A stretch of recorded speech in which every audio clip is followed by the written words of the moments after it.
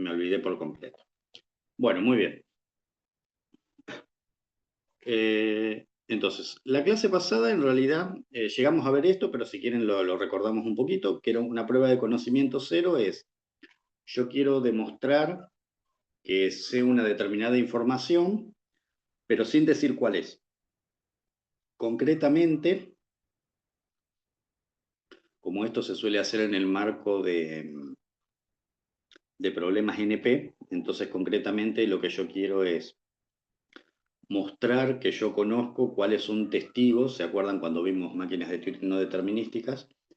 Quiero probarle a alguien que conozco un testigo para un problema NP, pero sin decirle cuál es la solución.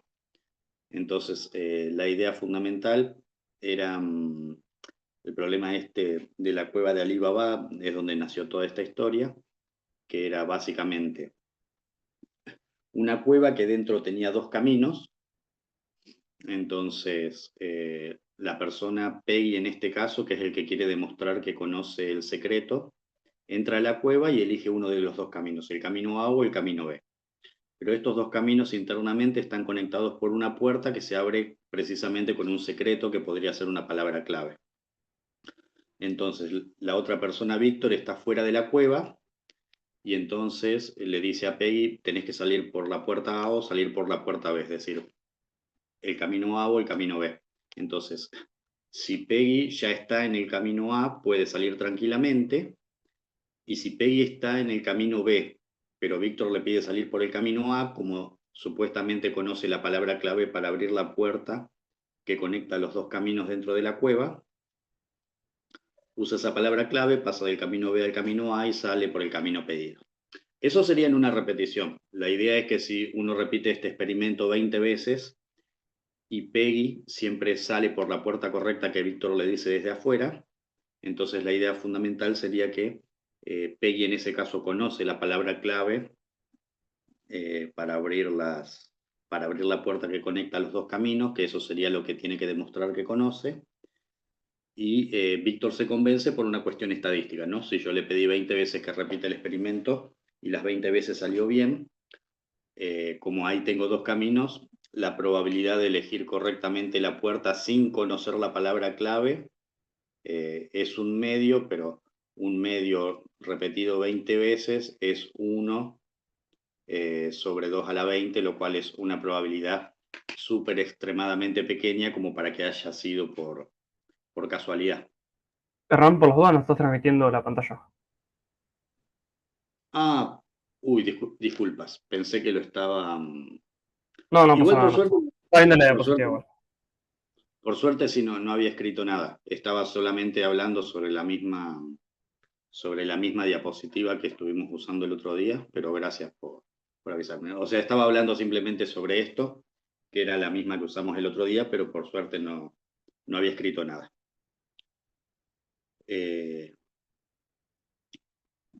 Bueno, entonces, bueno, nada. Luego, cuando vuelvan a escuchar todas estas palabras que mencioné, véanlas sobre esta diapositiva, que igualmente ya lo habíamos hecho el mismo ejemplo al final de la clase pasada, ¿sí? Entonces, la idea fundamental es cómo Peggy demuestra que conoce el secreto sin decirle a Víctor específicamente cuál es la palabra clave, entonces simplemente por una cuestión de repetición estadística, ¿no? Hago miles de veces el mismo experimento y si siempre sale bien, la única explicación posible, hasta un muy pequeño, pero extremadamente pequeño margen de error es que conoce la palabra secreta. Bueno, entonces esto también lo habíamos estado charlando. Y entonces la idea fundamental es que uno puede diseñar una prueba de conocimiento cero en base a cualquier problema de la clase NP, ¿sí?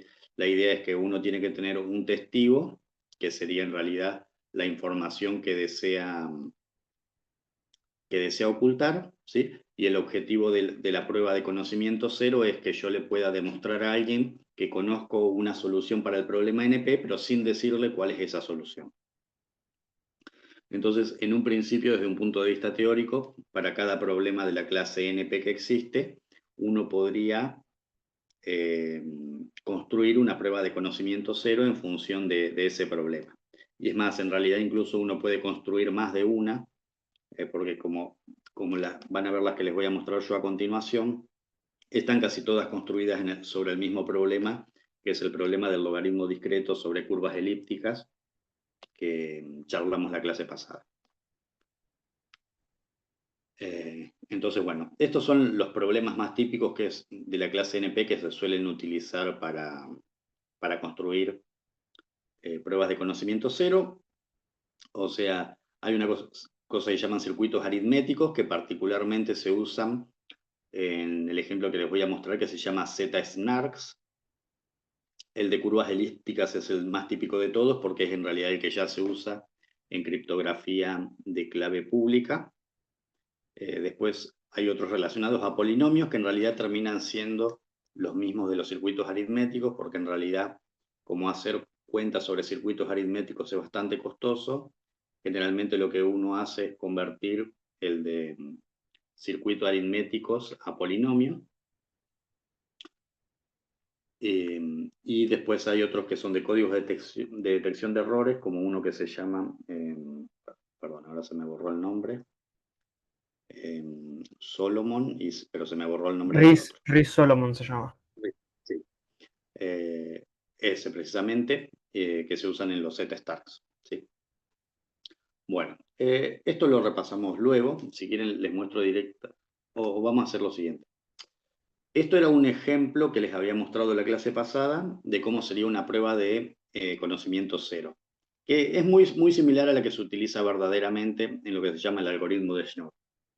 Entonces la idea es, repasamos esto y ahí sí les muestro los contenidos de esta clase. Peggy le quería demostrar a Víctor que conoce un exponente x tal que g a la x es congruente a y en módulo p. ¿Sí? Entonces generalmente este p es un primo bastante grande y g es lo que se llama un generador del grupo zp. Entonces la idea es que Peggy le quiere demostrar a Víctor que conoce cuál es el exponente que soluciona esa ecuación en congruencia.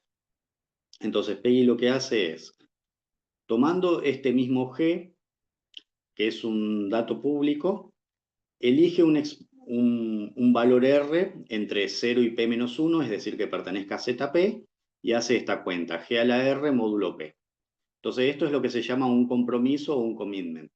Entonces, Peggy le envía eso a Víctor. Víctor almacena este T, lo va a usar después más adelante. Y elige un desafío C, que es otro valor que pertenece a ZP, y Peggy lo que tiene que hacer es esta cuenta. R, que este R era el valor que había elegido originalmente y que Víctor no conoce. Este X, que es el X que tiene que demostrar Peggy que conoce, y este C, que es el desafío que le envió Víctor. Entonces, hace esta combinación lineal y también la calcula en módulo P. Entonces, le envía a Víctor este resultado S. Entonces, la idea fundamental es que como este G, el generador del grupo era un dato conocido, entonces Víctor puede hacer G a la S. Entonces, esa S, como es todo esto que está acá, sería R más CX, que por propiedades de las potencias se puede descomponer en G a la R más G a la X por C. Entonces, resulta que esto que está acá es lo que había calculado Peggy originalmente, es el T que Víctor ya había almacenado. Y este G a la X es el resultado de la Y para la cual Peggy quiere demostrar que conoce cuál es el exponente de G que le genera esa Y. ¿Sí? Tanto Y como P son datos públicos. Entonces, como la Y y la T son conocidas y la C la propuso el propio Víctor, Víctor puede hacer toda esta cuenta y si el valor de S que Peggy le provee es correcto, que solo es correcto, solo va a ser correcto si Peggy conoce la X esta que verdaderamente dice tener, entonces resulta que Víctor lo puede verificar verificando que G a la S sea exactamente esta cuenta. ¿Sí? Entonces, este problema es difícil de resolver porque la única manera que se podría resolver sin conocer X sería poder resolver esta ecuación, pero para poder resolver esta ecuación uno tiene que poder resolver el problema del logaritmo discreto, que es un problema NP difícil. Entonces, de esta manera, a través de cuentas indirectas, que serían el valor de T y el valor de S, Peggy puede probar que indirectamente, perdón, sin decir quién es, conoce el valor de X, que era la solución de la ecuación original. ¿Sí? Entonces, generalmente todas las pruebas de cero conocimiento se basan en algún esquema de este tipo. A lo sumo lo que puede variar es el problema elegido, pero la mayoría tienen que ver sobre esto mismo, que es el problema del logaritmo discreto, o a lo sumo este problema del logaritmo discreto sobre curvas elípticas. ¿Sí? Es decir, resolver eso, pero sobre puntos que están ubicados en una curva muy particular. Bueno, ¿esto se entiende? Sí, Sí. Bueno. Ahora, esto sería un ejemplo de las pruebas de cero conocimiento originales, que la particularidad que tienen es interactiva. Para uno poder realizar esta prueba necesita un intercambio de información entre el probador, que en este caso sería Peggy, o el demostrador, y el verificador, que sería Víctor. ¿Sí? Por eso este tipo de pruebas se llaman interactivas. La idea sería que, para hacer esto más ágil, no tenga que haber un intercambio de información entre el probador y el verificador. Entonces, para eso se crearon las pruebas de conocimiento cero no interactivas, o como su sigla, o como la sigla que las hace conocidas, NIZK. ¿Sí? Entonces, en una prueba no interactiva, la idea es que yo pueda generar una cadena donde está todo ese intercambio que yo mencioné en este ejemplo, ya contenido en la misma prueba. ¿Sí? Entonces, si quieren, vamos a ver para esto en uno de los ejemplos que les traje.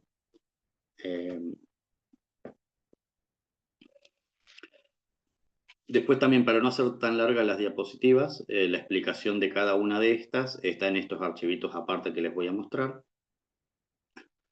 Entonces, particularmente para las pruebas de conocimiento cero no interactivas, la idea fundamental es repetir ese esquema que yo les mostré recién entre Víctor y Peggy, pero sin que tenga que haber un intercambio de información entre ellos. Es como que en realidad Peggy puede hacer la mayoría de las cuentas y le emite un solo valor al final a Víctor, y que Víctor pueda hacer la verificación con esos datos. ¿Sí?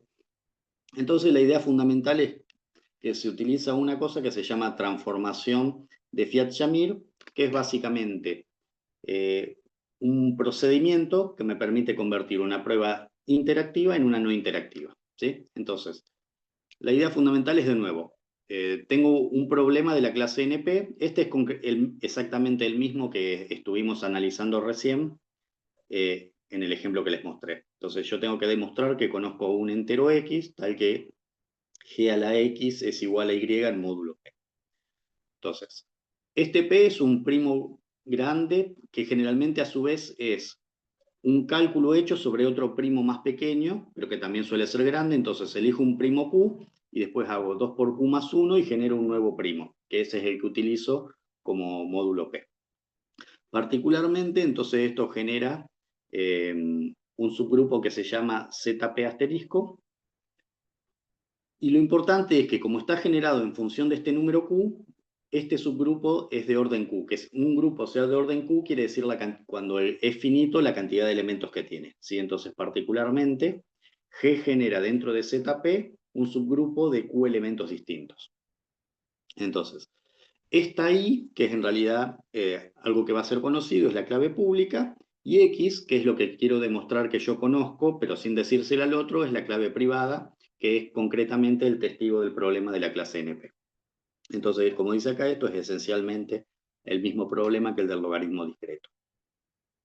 Entonces, este protocolo interactivo de Schnorr es en realidad lo que yo les mostré recién como ejemplo acá. Es decir, esta es una versión levemente, llamémosle, no formal, pero la idea fundamental del algoritmo de Schnorr es básicamente la misma. Tomo un valor de ZQ, acuérdense que el Q era el generador del grupo este, entonces tomo un valor de ZQ y hago esta exponencial en ZQ. ¿Sí? El generador este es conocido, Q es conocido, R no. Entonces, este es el valor de compromiso inicial, el verificador envía un desafío que es otro elemento de ZQ, y si yo conozco X, como conozco como que sería la clave privada, como también conozco este R que no se lo envíe al verificador, puedo hacer de nuevo esta cuenta y entonces después el verificador, una vez que le envío el valor de S, puede chequear que G a la S me dé lo mismo que T por Y a la C, ¿sí? O sea, tanto Y como Q son valores conocidos y T se lo envía en el primer intercambio. Entonces, esto es el algoritmo de Schnorr, que lo que pasa es que muchas veces esto está calculado directamente, no como yo hice, simplemente como congruencia módulo, sino que está calculado como congruencia módulo sobre curvas elípticas, para hacerlo más seguro y más eficiente. Y entonces acá es donde viene la transformación esta de Fiat-Shamir que permite convertir. Hasta esto del algoritmo de Schnorr es interactivo. Para convertirla en interactiva, lo que se hace es utilizar una función hash, ¿sí? Como por ejemplo se puede utilizar un algoritmo conocido como SHA-256, que lo charlamos el otro día. Entonces la idea es, a partir de los datos públicos que son la base, que es lo que se llama el generador del grupo, la clave pública, que sería la Y T, que es el compromiso inicial. Este mensaje en realidad es algo optativo que se puede utilizar o no, no es necesario para el cálculo de la clave. Entonces, en función de los valores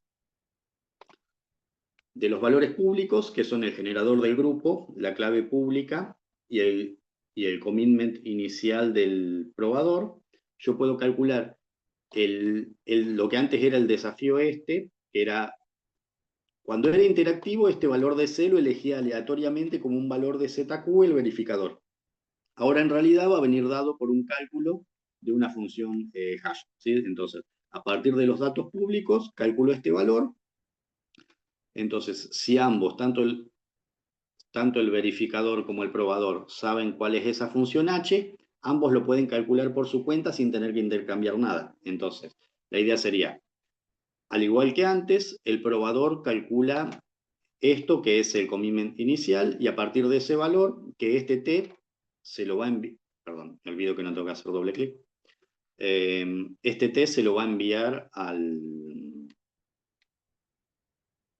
verificador. Entonces, en lugar de ahora el verificador proponer un desafío interactivo, el desafío se genera a través de una función hash. Si, como el probador va a conocer el valor de X que el verificador no conoce, lo que le tiene que enviar es el nuevo valor de S, que se calcula de la misma manera que antes. La única diferencia es que este C que está acá, no provino del verificador, sino que se genera ahora con una función hash, y entonces ahora le envío tanto el commitment inicial como el valor de S, que son las dos cosas que en realidad necesita. Acuérdense lo que hicimos hoy más temprano, tanto S como T son las dos cosas que necesita el verificador para poder probar que yo conozco indirectamente la clave X, ¿sí? Entonces, esencialmente, entonces, la idea es que ahora, antes, estos primeros 4 pasos requerían un intercambio de 3 o 4 mensajes entre el probador y el verificador, ahora se hacen todos de un solo lado a través de la elección de una función hash. Bueno, entonces después acá lo que hay es un pequeño código que implementa básicamente eso. La idea es, como dice acá, para no tener que, o sea, HashLib y Secrets son dos librerías propias de Python. Secrets permite generar eh, aleatoriamente, o sea, números aleatorios, pero de manera segura, es decir, con seguridad suficiente para poder utilizarse en funciones criptográficas. Y HashLib es la que maneja todo lo que tiene que ver con funciones hash. Entonces la idea es para, como dice acá, este ejemplo lo tomé de un libro que les voy a mostrar ahora cuando estemos cerrando la clase, que es un libro típico de la parte de criptografía. Entonces la idea es, para no tener que llamar a esta función getPrime, que suele ser bastante lenta, acá yo puse directamente un número sugerido por el libro, que es un primo muy grande. O sea, este P es de la forma 2Q-1, entonces para obtener el Q hacemos este P que está acá menos 1 dividido 2, o sea, sería como hacerla, como despejar, sería despejar Q de esta fórmula, que es en el módulo en el cual después vamos a trabajar. Y particularmente elegí una base para la potencia, en este caso 2, porque era un ejemplo relativamente sencillo. Esta función que dice hash entero lo que hace es, eh, para los valores que luego le vamos a pasar, o sea, aplicarle la función hash para generar un entero característico. Y entonces acá están estas dos funciones que son demostrar y verificar. O sea, esta que dice demostrar es la que genera toda la parte que tiene que ver, llamémosle con Peggy, que sería el probador, pero fíjense que lo que hace es elegir un valor de R, que en este caso está elegido como un valor aleatorio entre 0 y Q, o sea, un valor de ZQ. Esta POU es la función específica para calcular potencias en Python, pero en congruencia módulo. Esta es el C, es la función hash que reemplaza el desafío del verificador, y este es el famoso S que venimos calculando desde antes. Y estas son las dos cosas que le tengo que enviar al verificador. Y el verificador, por otro lado, lo que tiene que hacer, bueno, acá simplemente chequea que los valores estén en el módulo correspondiente. Fíjense que utiliza la misma función hash que, que el probador, que es la que estaba como H mayúscula en la teoría, y después verifica que el lado derecho y el lado izquierdo sean iguales, que sería como para comprobar que el valor de X verdaderamente lo conozco. Entonces después, bueno, nada, es elegir un valor de X cualquiera, que sería la potencia, calculo el valor de Y, que sería la clave pública, perdón. Esto en realidad no es necesario, vieron que en una parte decía que se podía agregar un mensaje, pero en realidad no es necesario para la cuenta que vamos a hacer. Y acá, bueno, entonces llamo a la función demostrar. Esta sería la parte donde está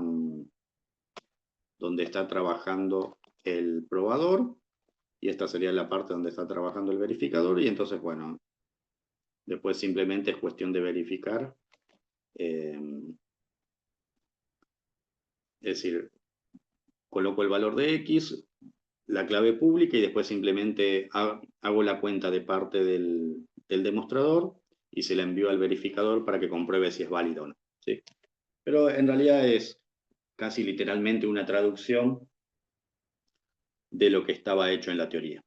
¿Sí? Luego, por supuesto, esto se los paso para que lo revisen ustedes. ¿Se entiende la idea general? Sí, sí, sí. ¿Sí? Sí, sí, sí, se entiende. Muy bien.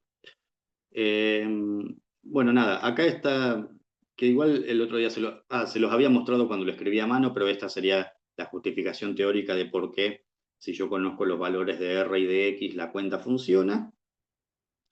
Y básicamente acá simplemente verifica, digamos, que el algoritmo es robusto, porque la única manera que habría, sino de hacer trampa, entre comillas, es poder resolver el problema del logaritmo discreto. Y acá simplemente verifica que en todas las cuentas que hacemos en ningún momento queda expuesto X, que es lo que queremos proteger. ¿Sí? Ahora, como bien dice acá, bueno, esto está armado, llamémosle, no es artísticamente la palabra, artesanalmente, está armado artesanalmente. Cuando uno lo hace en la práctica, en realidad tiene que tomar cuestiones de aleatoriedad y seguridad eh, tomadas de un estándar. No es lo que les decía el otro día, que cuando uno tiene que hacer algo con respecto a criptografía, en realidad no tiene que fabricar sus propias funciones, sino que en realidad lo que conviene hacer es utilizar librerías, algoritmos y protocolos ya verificados, y de última, si yo quiero crear algo propio, por ejemplo algo nuevo, antes de usarlo no lo tengo que publicar y someter al escrutinio de todos. Bueno, muy bien. ¿Se entendió esa? Sí. Sí, listo. Bueno, pasemos a... Bueno, mientras lo voy abriendo y les muestro primero la teoría. Entonces, ahora, esta sería la idea de la prueba no interactiva en general, pero como les decía ahí a lo último, no son las que se utilizan verdaderamente en la práctica, sino que se utilizan protocolos más seguros. Entonces, la primera de ellas que se utiliza son las que se llaman ZK-SNARK, que sería Zero Knowledge, y SNARK es la abreviatura de eh, pruebas de conocimiento sucintas no interactivas, porque se llaman así porque son muy pequeñas. ¿Sí? La idea es, al ser pequeñas se pueden verificar muy rápido, son no interactivas porque utiliza Fiat Shamir o algo muy similar a Fiat Shamir en algún momento, El problema que tienen estas ZK-SNARK es que requieren un setup de confianza, que ahora vamos a ver cómo se hace. Entonces, bueno, la idea fundamental sería, yo quiero verificar que conozco un testigo de un problema NP, obviamente sin decir cuál es. Acá la ventaja que tienen es lo mismo que les había dicho hace un ratito. ¿Y qué es lo que usan? Usa una cosa que se llaman circuitos aritméticos y programas aritméticos cuadráticos. Les cuento brevemente de qué se trata esto y volvemos al ejemplo. Circuitos aritméticos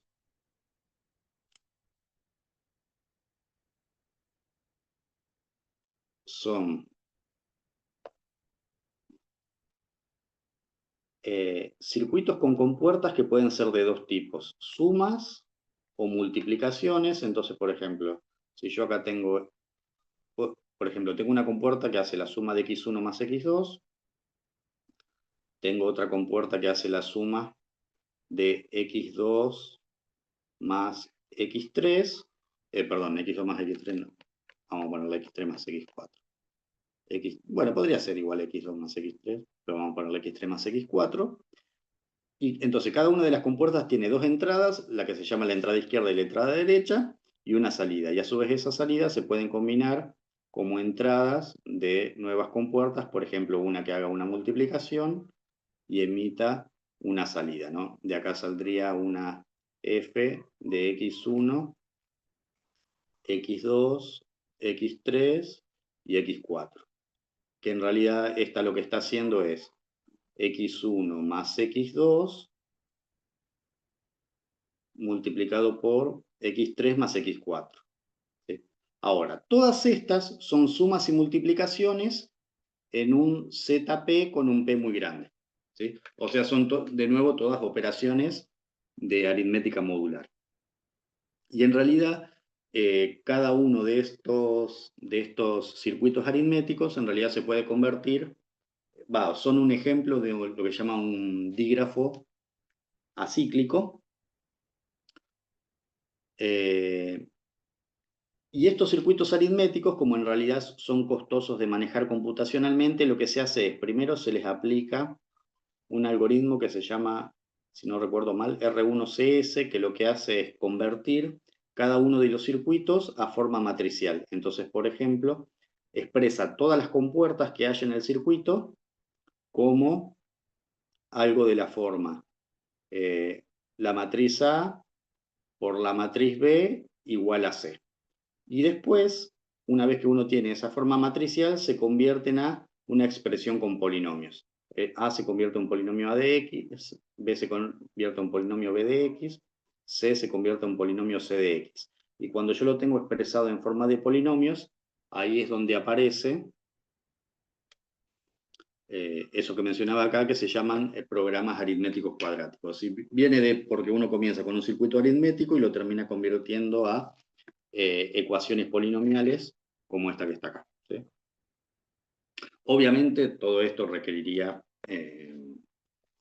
un tiempo importante para estudiar no tanto los circuitos aritméticos como la parte polinómica, pero bueno, la idea fundamental es que los circuitos aritméticos también son un problema NP, incluso no sé si prestaron atención en el CIPSER, están mencionados bastantes veces. Entonces, bueno, la idea es como que sí, seguimos utilizando aritmética entera, pero ahora trabajando sobre estos circuitos aritméticos. ¿Sí? Este sería el problema elegido como para utilizar, como para obtener el testigo y la verificación del problema NP. Entonces, bueno, lo otro que hay que agregar sobre este tipo de pruebas es que, como decía en la teoría, en realidad primero hay que establecer lo que se llama una cadena de referencia, que sería algo así, no sé si te acuerdan que, por ejemplo, a uno le gustaría hacer criptografía de clave simétrica, es decir, utilizar la misma clave tanto en el que encripta como el que desencripta, pero ahí tenemos el problema de la transmisión segura de la clave. Entonces uno podía hacer primero la transmisión de la clave mediante criptografía de clave pública, y una vez que los dos tenían la misma clave, ahí sí luego utilizar un algoritmo como AES o el que sea de clave simétrica. Bueno, entonces acá la idea similar sería lo mismo, ¿no? Primero hay que establecer lo que se llama una cadena de referencia para indicar, digamos, para establecer, digamos, la confianza en la comunicación y después sí, en base a los parámetros de esa cadena de referencia, entre los que están metidos, por ejemplo, esto que se llama tau acá es el secreto, por ejemplo. Representa la clave privada porque es un punto elegido sobre una curva elíptica. Ven que acá les dice que utiliza dos curvas elípticas G1 y G2, y estos son los generadores es decir, acá estamos trabajando con Z algo, pero sobre curvas elípticas. Y este tau representaría el secreto, ¿sí? Entonces, después alfa, beta y gamma también son secretos, pero que esos después se desechan después de utilizar. Y bueno, nada, una vez que uno siguió un protocolo para establecer esta cadena de referencia, ahí es como comienza el problema de la prueba. Perdón, el proceso de la prueba. Entonces acá, esta librería PySC es para utilizar las claves elípticas. G1 y G2 son curvas predeterminadas. Y bueno, nada. Acá básicamente esto que dice BK y PK lo que está haciendo es intentar implementar eh, esos valores de la cadena de referencia. Y una vez que están implementados, bueno, estos A, B y C que aparecen acá son los cálculos que hay que hacer para resolver la ecuación esta sobre los polinomios. ¿Sí? La idea fundamental es que yo tengo que mostrar que conozco este polinomio h que hace que el lado izquierdo sea igual al lado derecho. ¿Sí? Y a su vez este polinomio h está basado en lo que se llama un punto oculto sobre la curva, que sería este tau. Está basado en las cuentas, digamos, sobre el problema de curvas elípticas que le mostré la clase pasada. ¿Sí? Que uno elegía un punto sobre la curva, después definíamos esa operación que era la recta que pasaba por dos puntos, después la invertía y hacía la proyección sobre el eje X. Bueno, entonces, haciendo ese tipo de cuentas, la idea es, bueno, resolver esa ecuación polinómica. Y una vez que tengo eso, después el verificador simplemente tiene que chequear que lo que yo le pasé funcione. Y bueno, esta sería la demostración en sí. O sea, acuérdense que ahora como esto es no interactivo, primero actúa el probador, que sería el que quiere demostrar que conoce el secreto, hago mi cálculo y una vez que tengo los parámetros de prueba, que los parámetros de prueba serían el A, B y C del polinomio, ¿sí? Serían este A, B y C que están acá, se los paso al verificador para que chequee ambas cuentas. Bueno, les cuento. Esto que está acá es una versión súper simplificada y en cierto modo en realidad no funciona porque precisamente estamos usando todos estos parámetros que están a la vista, ¿no? Y están seleccionados sin ningún tipo de criterio. Porque en realidad, para implementar esto bien en Python, ni siquiera se implementa directamente en Python. Generalmente se termina llamando a alguna librería, por ejemplo, una que se llama Snark, que es de Node.js, y digamos, no se hace directamente sobre Python. Entonces la idea es, lo que yo escribí acá es como una mímica de cómo sería el proceso, pero en realidad esto si lo ejecutan van a ver que no va a funcionar, precisamente porque cuando se llama esta función de Pyrin se está utilizando un protocolo que se llama Groth16, que es este que está acá, que es, por así decirlo, como la prueba SNARK estándar que más se utiliza, y entonces cuando uno llama a ese Groth16 con estos parámetros que en realidad están elegidos al azar, no son los que verdaderamente uno debería utilizar, por eso falla. ¿Sí? Entonces por eso les cuento que en realidad tanto esta prueba, o sea, esto sería el modelo de cómo habría que hacerlo, pero tanto esta prueba, es decir, lo que no habría que hacer así es proponer estos valores así como están propuestos así alegremente, es decir, o sea, este tau debería ser un valor aleatorio y estos deberían ser calculados coherentemente sobre la curva. Entonces, por eso ni este ni el ejemplo de Z-Start que les voy a mostrar a continuación funcionan verdaderamente, ¿sí? Esto nada más sería un esquema de cómo habría que hacer el código en sí de la prueba. ¿Se entiende la idea? Sí, sí. A mí, más o menos, como que me costó entender lo de el uso de lo de los circuitos aritméticos. No entendí qué era lo que se transformaba en un circuito aritmético y después cómo pasaba el polinomio. O sea, los circuitos aritméticos es un ejemplo de problema NP. Entonces, o sea, ese es el problema NP que se elige como para decir, yo conozco el testigo. Lo que pasa es que en lugar de procesarse directamente sobre los circuitos aritméticos se convierten en una ecuación matricial con este algoritmo que se llama R1CS, si no recuerdo mal, que lo que hace es hallar una ecuación matricial que representa el circuito aritmético que yo planteé, y a su vez esa ecuación matricial se convierte en una ecuación polinómica. Entonces, en realidad, uno de los parámetros que yo elijo para el circuito aritmético, que es básicamente mi testigo, en realidad después termina apareciendo en esta ecuación polinómica en el h, que aparecía del lado derecho, ¿sí? En esta ecuación de acá. En esta de acá, ¿sí? Esto es básicamente lo que yo quiero probar que conozco. Eh, lo que yo quiero probar que conozco, pero sin decírselo al otro, ¿sí? Entonces, en realidad, ese h, entonces, en realidad, originalmente es uno de los parámetros de las compuertas que estaban en el circuito original. O sea, circuitos aritméticos es el problema NP que yo elijo. Uno de los parámetros de las compuertas es el secreto que yo quiero ocultar. Entonces, eh, por ejemplo, eh, si yo quiero resolver esto, ¿no? Que conozco W tal que W por W es igual a 9, lo que hago es expresar esto como un circuito aritmético, perdón, y este W va a terminar siendo una de las entradas al circuito. Entonces después esa entrada va a quedar codificada de alguna manera en la ecuación matricial y después va a volver a quedar codificada como H en la ecuación polinómica esta. Sí, esa sería la idea fundamental. Perfecto. ¿Y lo de los pairings, qué sería? Lo de los... Los pairings, que hay una función que se llama pairings, creo que era la de verificado.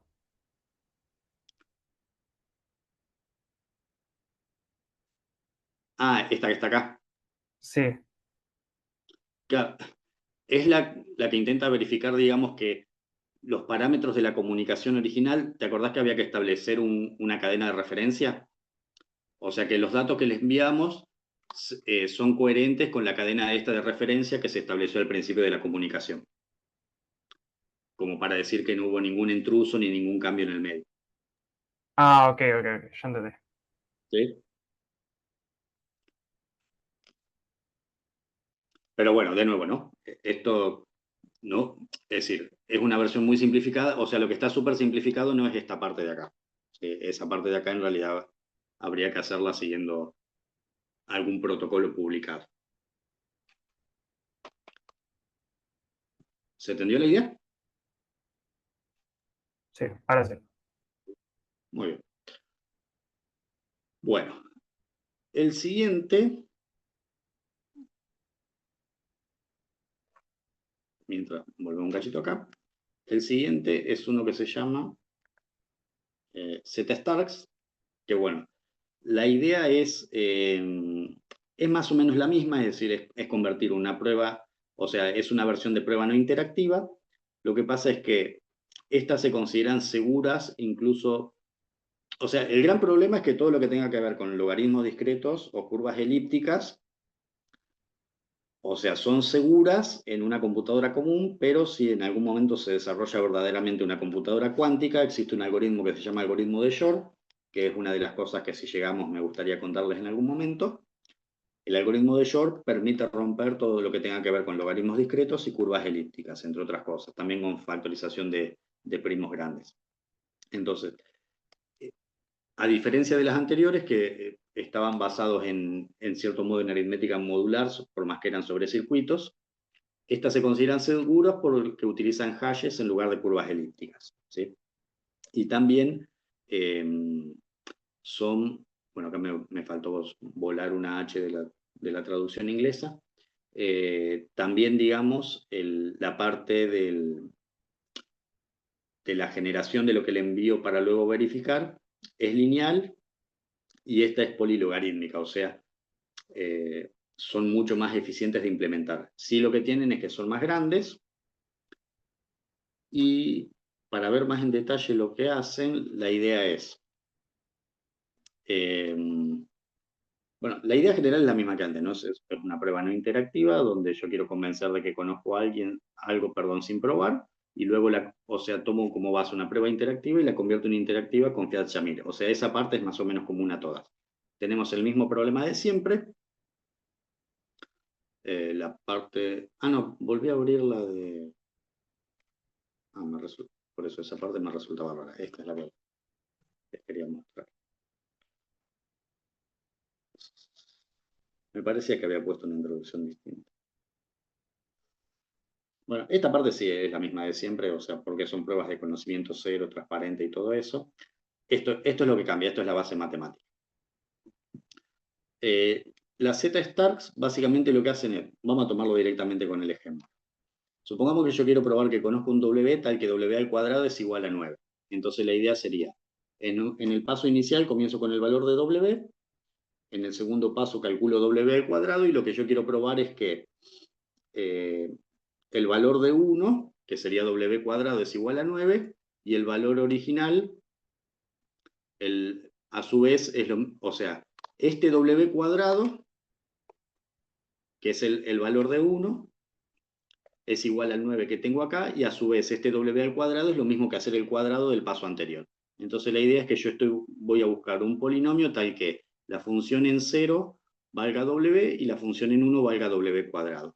Entonces, como en este caso, que es sencillo, es una curva que pasa por dos puntos, es esencialmente una recta. ¿Sí? Entonces la idea es, lo que consiste en esta prueba Z-Stark es que el polinomio generado por estos dos puntos, en este caso es una curva de grado menor o igual a 1, ¿sí? Porque con una recta alcanza.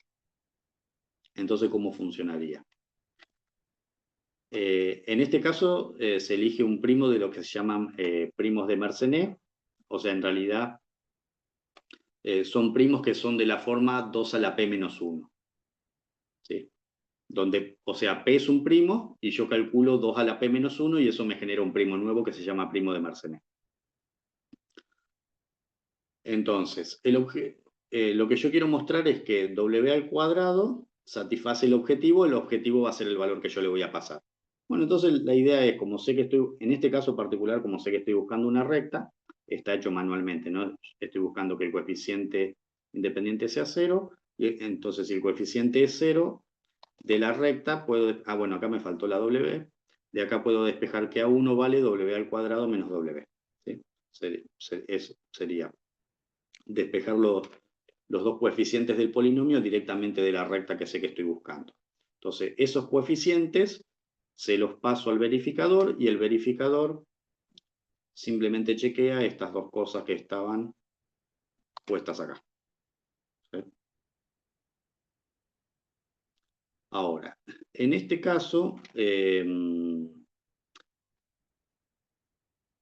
este algoritmo también va a fallar porque eh, la idea es que para calcular esos coeficientes y verificar las restricciones se utilizan, o sea, primero el compromiso inicial, que sería el valor que elijo para generar los cálculos de los coeficientes del polinomio, se calculan bajo un protocolo especial, y después la generación de los coeficientes del polinomio para ver que son luego los que tienen que verificar las restricciones, también se generan siguiendo un protocolo que en varios puntos utiliza aleatoriedad. Entonces, nada, como este ejemplo está calculado a mano y obviamente no verifica nada, por eso, de nuevo, si uno lo intenta ejecutar no funciona, pero sería la idea de lo que hay que hacer en la prueba. Esencialmente, la parte que es muy distinta en la vida real es esta de acá, ¿no? Cómo se calculan los coeficientes del polinomio. En lugar de calcularse así manualmente, se calculan siguiendo un protocolo específico que es este que se llama, eh, perdón, se me borró el nombre. Um,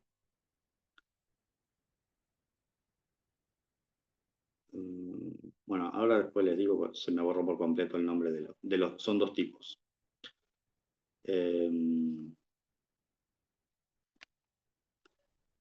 Bueno, nada.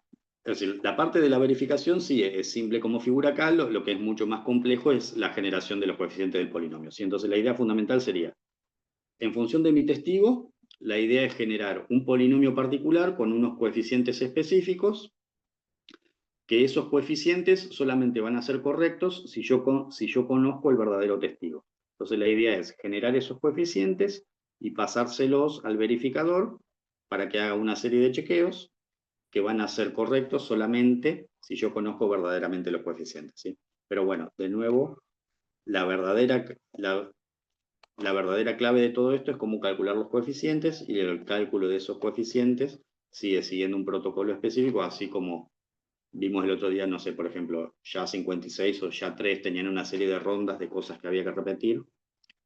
Acá también existe un protocolo específico que hay que seguir para generar esos coeficientes. Pero bueno, esta sería la idea fundamental de cómo funciona el método, más allá del detalle importante, ¿no? De que es que esto no se calcula así. ¿Se entiende la idea? Este, a diferencia del otro, entonces, ¿qué sería? Eh, Este, en lugar de trabajar sobre circuitos aritméticos, trabaja sobre polinomios directamente. ok, ok.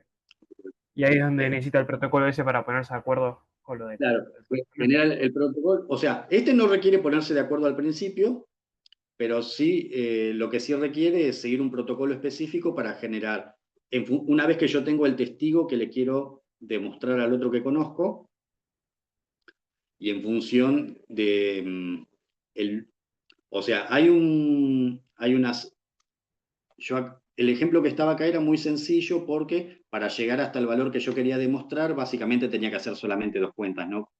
O sea, si yo arrancaba en W, para llegar hasta W cuadrado, hacía un solo paso y llegaba. En la vida real, para llegar al verdadero testigo, esto de acá que se llama la traza, requiere una serie mayor de pasos, y en función de la cantidad de pasos que me lleve esto, es el grado del polinomio, y en función del grado del polinomio es la cantidad de coeficientes que tengo que generar. Todo eso es lo que está estandarizado de acuerdo a un protocolo como generador. Ok. Y entonces, ¿Sí? para algo que no me quedó claro fue que en el anterior había que ponerse de acuerdo en el valor, eso es lo que has hecho del trusted setup. En el anterior, lo que había que respetar es, en función de lo que era la clave, los valores públicos, como por Ok. ejemplo el generador del grupo y la clave pública, generar eso que se llamaba la cadena de confianza.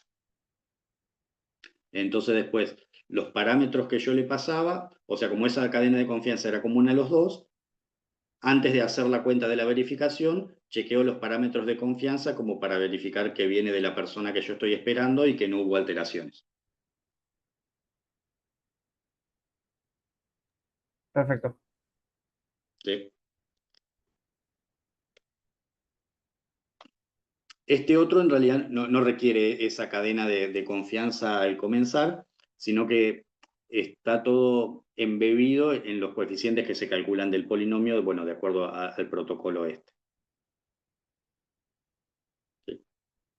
De nuevo, acá esto no va a funcionar porque yo acá estoy calculando la recta manualmente, no estoy calculando el A0 y el A1 de la recta, simplemente haciendo una recta que pasa por dos puntos.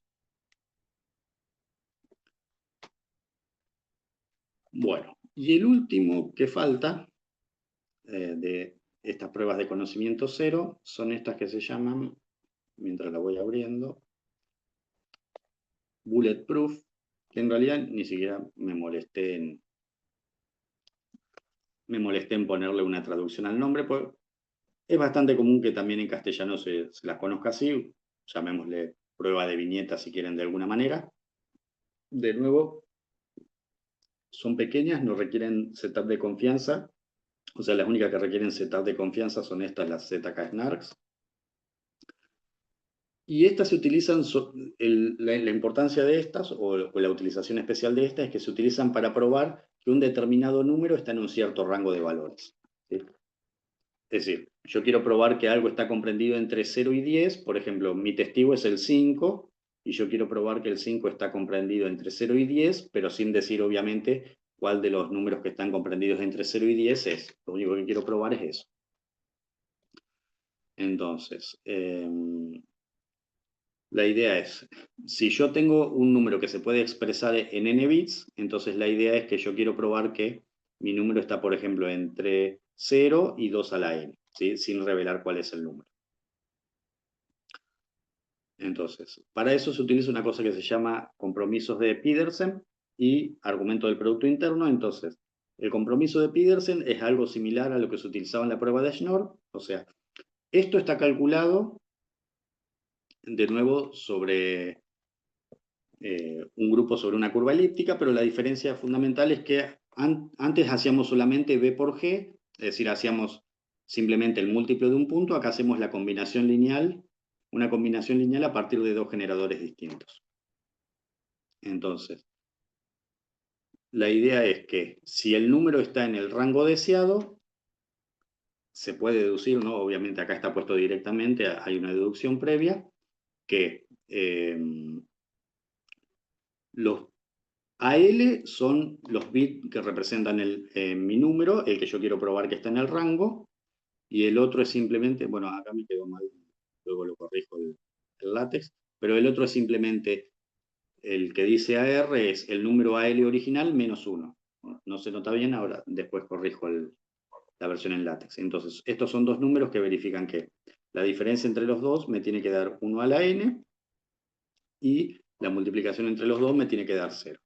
Entonces, la idea es que si esas condiciones se cumplen, el producto interno entre los dos números me tiene que dar un valor particular t, que es el que se utiliza como clave pública, y solamente esto eh, y voy a poder demostrar que mi número está en el rango correcto si yo conozco una L adecuado para resolver esto.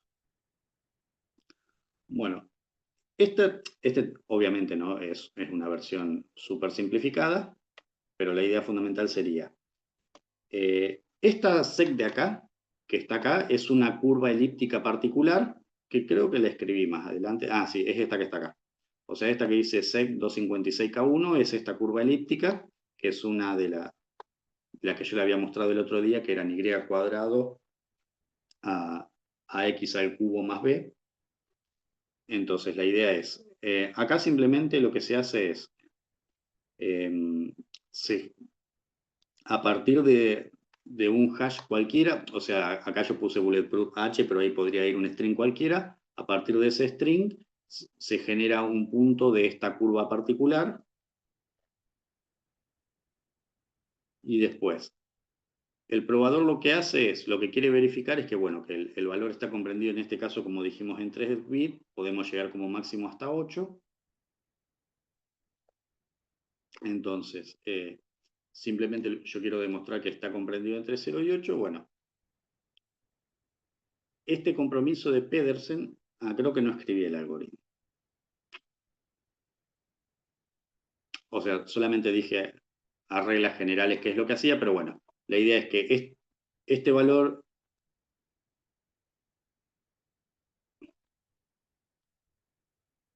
este compromiso de Petersen que está acá, simplemente lo que hace es, para los valores del número B que quiero probar, y este R, que es el que está generado directamente a partir de la curva, hacer este cálculo, ¿sí?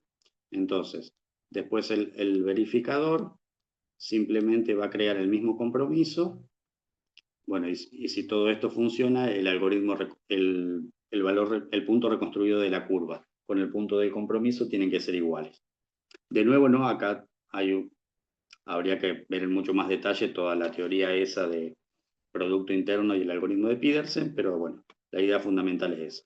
En este caso sí funciona. A ver, por ejemplo, no sé, vamos a poner con el 6, que es otro valor que se puede representar en 3 bits.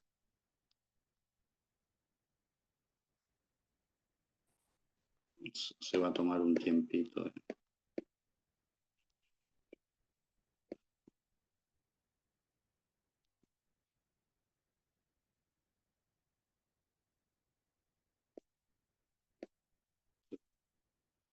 Entonces, bueno, nada. Este valor R cumple la misma función que el R en el algoritmo de Schnorr. Si es un valor que se elige aleatoriamente, porque si yo en realidad pasara solamente este B sería mi secreto, el valor que yo quiero probar que está en un rango, pero quiero ocultar cuál es. Si pasara solamente eso, potencialmente se podría llegar a descubrir cuál es. Entonces, al agregar este segundo término, es como la parte que hacíamos hoy más temprano.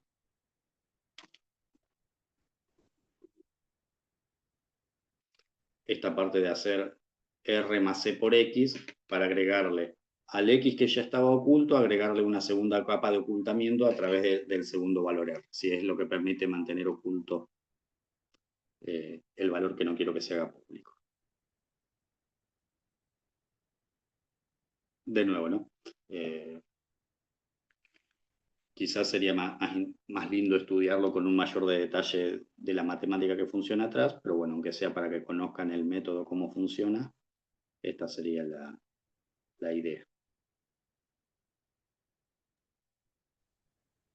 Ok.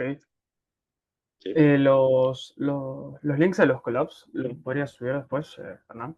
Sí, ahora, hoy voy a tratar de hacer todo, subir los dos videos. En realidad el de la clase pasada ya está subido, se lo tengo que publicar.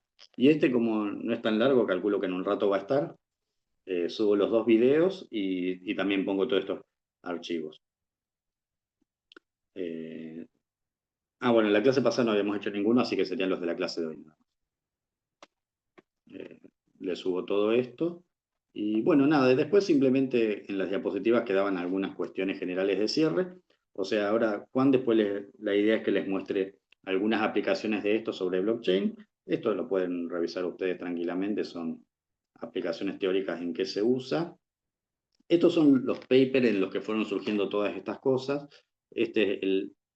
Ahora que me doy cuenta no le puse el nombre, pero bueno. O sea, el paper de Goldwasser fue los que definieron el concepto de pruebas interactivas y el concepto de zero knowledge. Acá es donde apareció lo de la transformada de Fiat-Shamir, que era el que era para convertir una prueba interactiva en una no interactiva.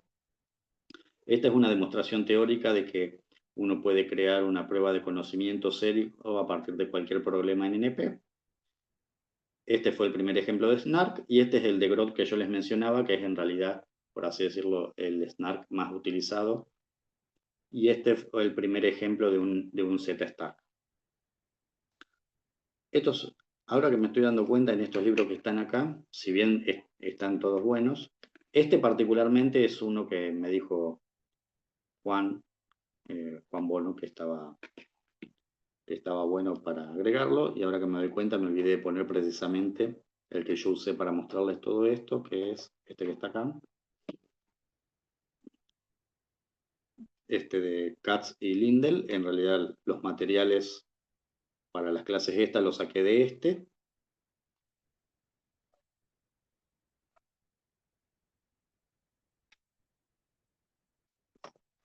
Y finalmente, bueno, acá hay algunas herramientas y frameworks que se suelen utilizar en este tipo de cosas. Particularmente, esta también me la propuso Juan para que se las agregue. Creo que es en lo que trabaja él o algo relacionado con eso. No sé si él directamente o si no me dijo que gente que trabajan con él. Es de la empresa, la Es de la librería esa. empresa, pero Juan no trabaja sobre eso. No, no, Juan trabaja en la empresa. Ah, bueno, y listo, y ahí se acabó. Bueno, nada, quizás si hubiese, no sé, quizás. Después, eso es algo que podemos charlar después cuando estemos finalizando la materia. Algo que sí me interesa que me cuenten ustedes es, eh, obviamente, no, qué les gustó, qué no les gustó, qué les parece que habría que cambiar. Quizás, no sé, tendría que haber dejado por ahí intentado ir más rápido en la parte teórica y haber dejado más tiempo para todas estas últimas aplicaciones que estuvimos viendo. Lo que pasa es que Por ahí me interesaba más que tengan una idea fuerte, más teórica de dónde salían todas estas cosas, pero quizás sí me dejé poco tiempo para explicarlas más en detalle. Bueno, muy bien. Bueno, este era el objetivo para hoy, para que Juan pueda trabajar en base a estas cosas que les conté hoy, o al menos para que tengan el concepto general de cómo funciona. Y bueno, y luego ya les digo, a mí me faltaría, como para cerrar, mostrarles un poquito de análisis sintáctico y semántico sobre procesamiento del lenguaje natural y básicamente ya estaríamos. Bueno, niños, este era mi objetivo por hoy, pero si ustedes quieren preguntarme algo, por supuesto no hay ningún problema.